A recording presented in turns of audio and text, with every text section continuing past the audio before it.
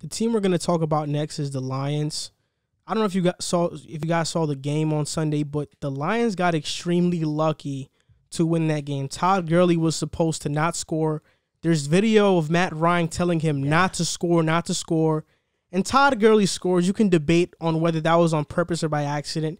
If you're asking me, I thought that was kind of on purpose because he should have dropped. You ran about 6 more yards to score that touchdown. I will say I felt the same way at first. I saw an angle of it, though, from the sideline. That somebody pushed him. He got pushed, so maybe he did lose his balance, but it looked either way. It looked like he did it on purpose, but okay. The Lions, with under a minute left, Matthew Stafford, he's clutch. He threw a touchdown to T.J. Hawkinson. Matt Prater made the game-winning field goal, the extra point, and they won a game. The Lions usually lose these type of games, but the Falcons are so cursed that they ended up losing it. They're now sitting at 3-3, and a lot of people are wondering, are they going to make the playoffs? Can they make a playoff push right now? They just traded for Everson Griffin. No. So you don't think they have a chance at all? I'm looking. The teams in front of them: Green Bay, Seattle, Tampa, Chicago, Arizona, the Rams, Saints, Niners, and then, of course, my division. And considering the wild card, you're almost guaranteed to get 2 playoff spots out of the NFC West. So yeah, if they have to catch up to somebody there, that's first things first. I mean, in my opinion, and the Niners are starting to get healthy, and they're starting to win.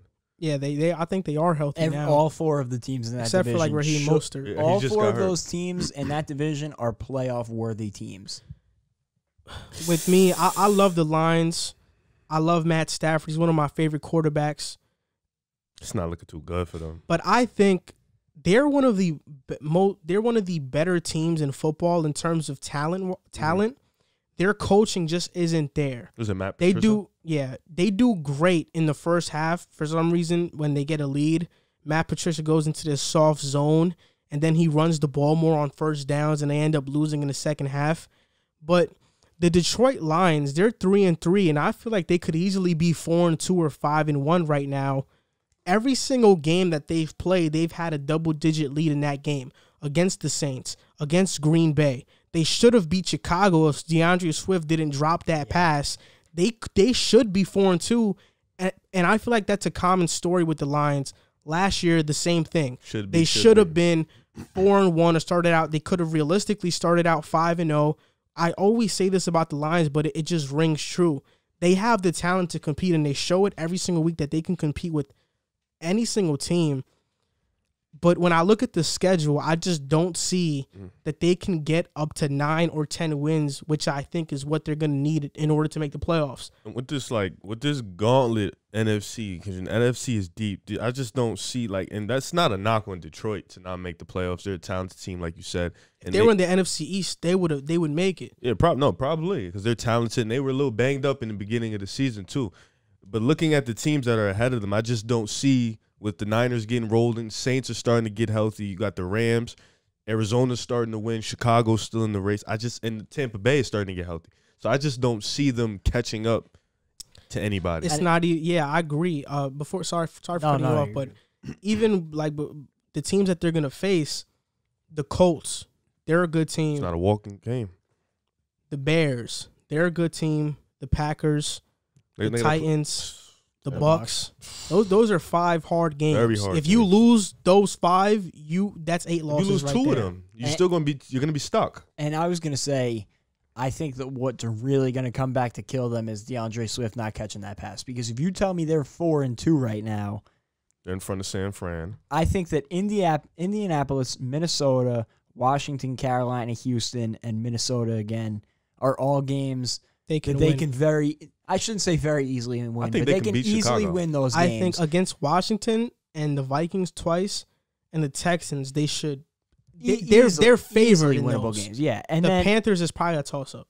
And then the Panthers, mind you, the Panthers are right behind them. The Panthers and the Colts, those would be tough games, but I think that they're evenly matched. They're games they should be right in. And the Bears as well. Absolutely. But even the Bears, though, I think the Bears are I give the Bears a slight. What, Mitch?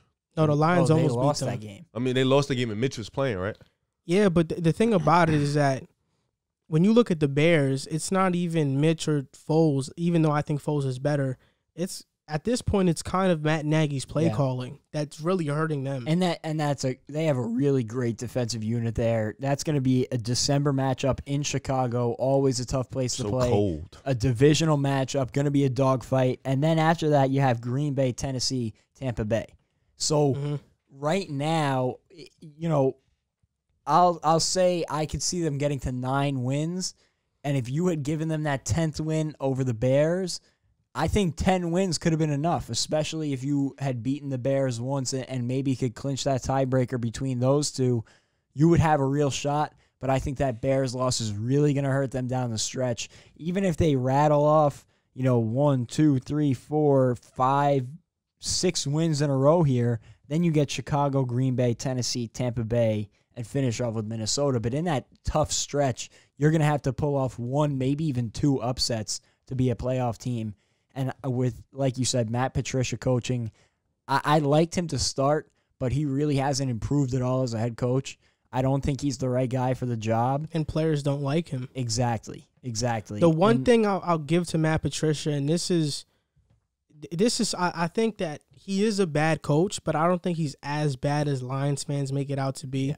Because when I have a head coach in Adam Gase, because we're both Jets fans, we can't even move the ball. We can't even move the ball. At least they get leads. Detroit, at least they're competitive. They lose in heartbreaking fashion, but they are there. Yeah. We are not there at all. They just can't hang on to a lead, which I think is going to really hurt them come those tough games. They're going to have to pull off an upset because all those teams have a potent offense, and you're going to have to find a way to stop it. Man. So I think they have playoff talent. What hurts them most is the rest of the league has been, or the rest of their conference, I should say, has been so good this year that they would have to be realistically a 10-win team to find the playoff spot, and they would really have to pull off some surprises to get to that. That might not even be enough. Exactly.